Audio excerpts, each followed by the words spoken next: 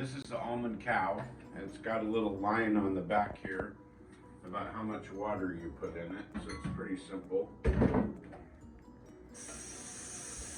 So the almond cow is a way to make plant-based milk. There are other products out there.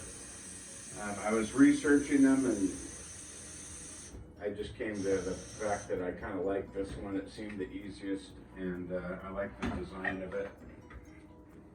So that's got water in there up to its fill line. I take a little bit of real vanilla extract. If you're a purist, you could get vanilla beans and make your own. Or you put anything in you like. And that's the thing, is you can kind of control what goes into your plant-based milk. So you fill this cup, and it also has a little fill line on here. So these are oat groats. They're the intact oat grain. I don't know if you can really see it. But any other oatmeal you're eating has been sliced, so it's going to have a higher glycemic index. So if it's instant oatmeal, it's been sliced paper thin so that it'll cook fast. Steel cut oats are still cut, but oat groats are the most intact. So what I'm doing in here, just kind of the recipe I've come to like, is it's probably up to the fill line about 80% groats, about 20% whole roasted cashews, no oil, no salt. And then I get a little bit of unsweetened coconut, shredded coconut, and I pour in there. It doesn't take much space. It's maybe like 2 tablespoons or so.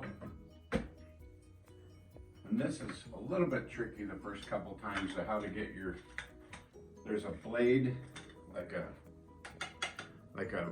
immersion blender blade that goes down into here. And that goes there. Plug goes there. Little green light on top, press it. Might take a minute and a half. Goes through a couple of cycles.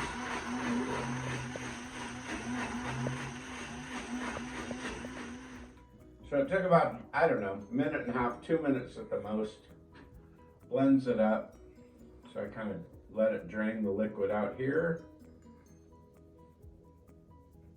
And this is about $200. There are some, it's just like anything else. They're going to get better and cheaper as time goes on. But so a half gallon of Oatly oat milk, is, $4.50 to $5. So if I use this 40 or 50 times, which I do at least once a week, so in a year it basically pays for itself.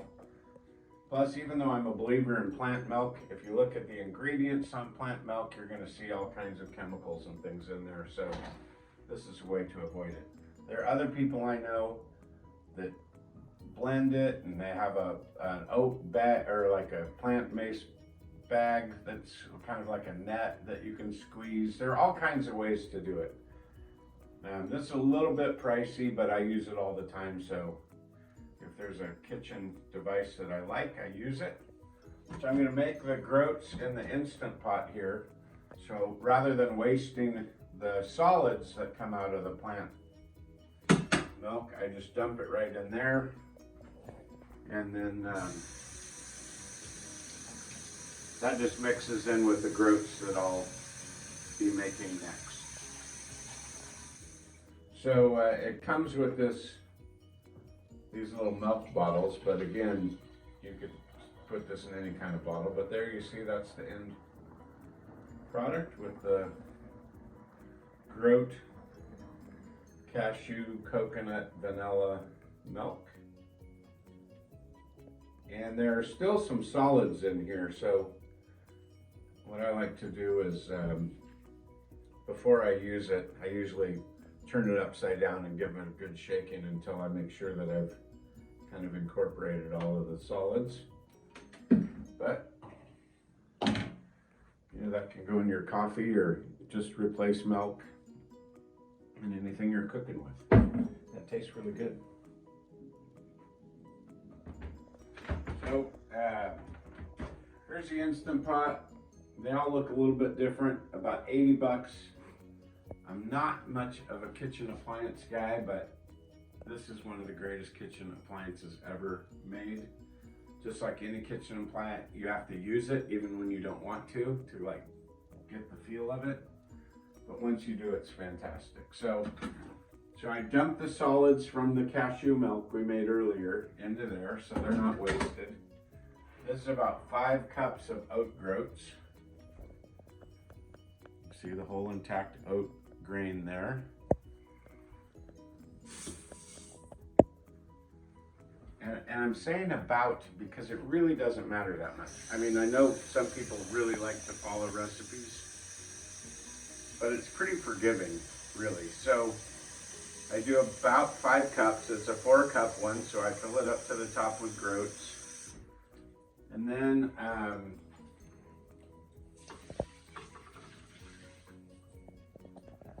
do about 7, 8 cups of water.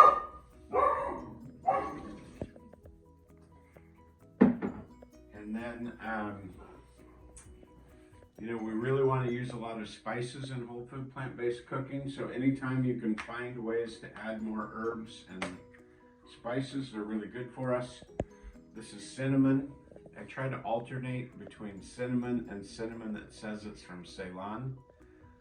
It's not a big deal. They just have different, you know, beneficial properties to them. And I go pretty heavy, so I'd say that's about 3 to 4 tablespoons of cinnamon. Nutmeg, I do about 1 to 2 tablespoons, probably closer to 1, I'd say. Allspice, 1 to 2 tablespoons. Because you're cooking for the week, you're really not just cooking for a meal, so that's why you're going so heavy.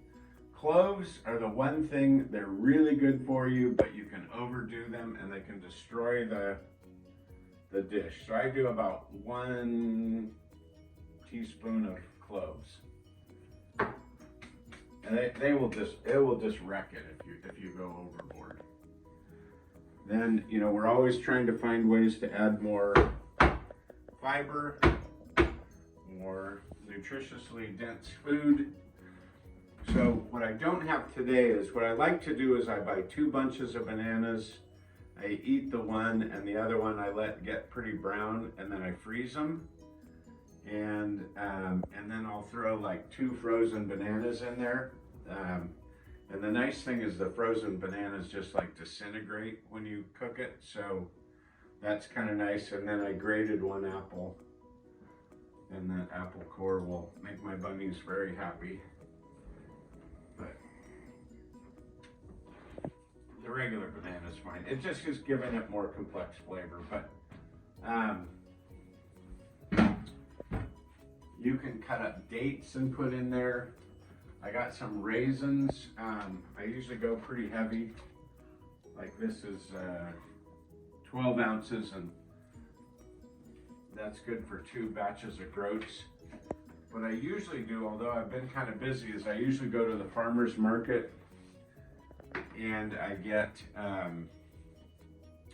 red grapes that have been turned into raisins. So like flame grapes or Concord or Ruby or Crimson, they'll make into raisins at the farmer's market. You don't really find them at the grocery store.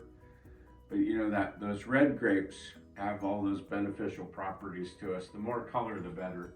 These are just Thompson seedless, but still they're good. They sweeten, they give a depth of flavor, and they're giving some fiber.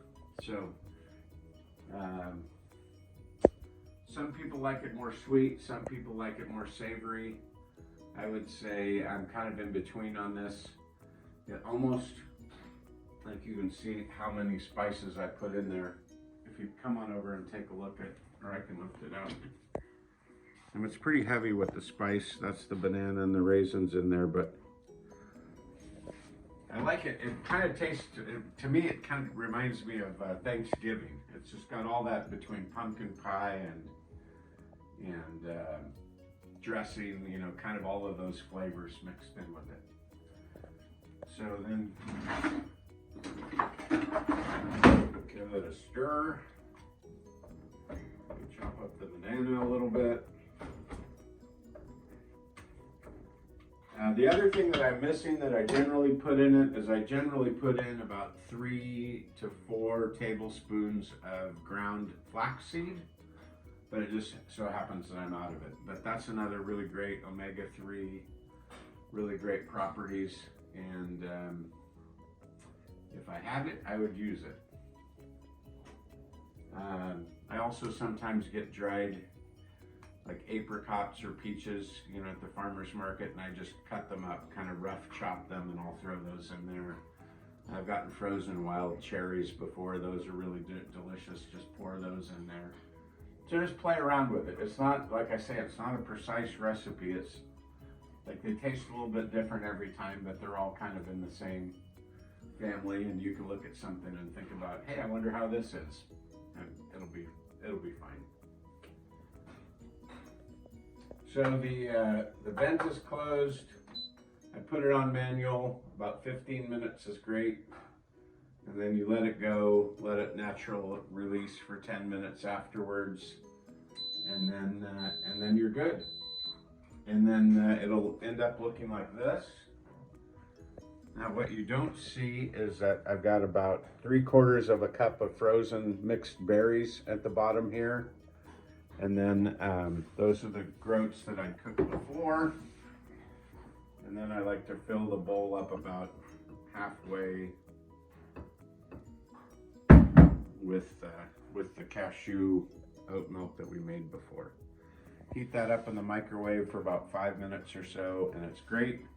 And the day you make them, like if I go for my morning walk, I'll usually try to make them before I come home, and then they're all ready to go, and I've got a delicious hot breakfast waiting for me.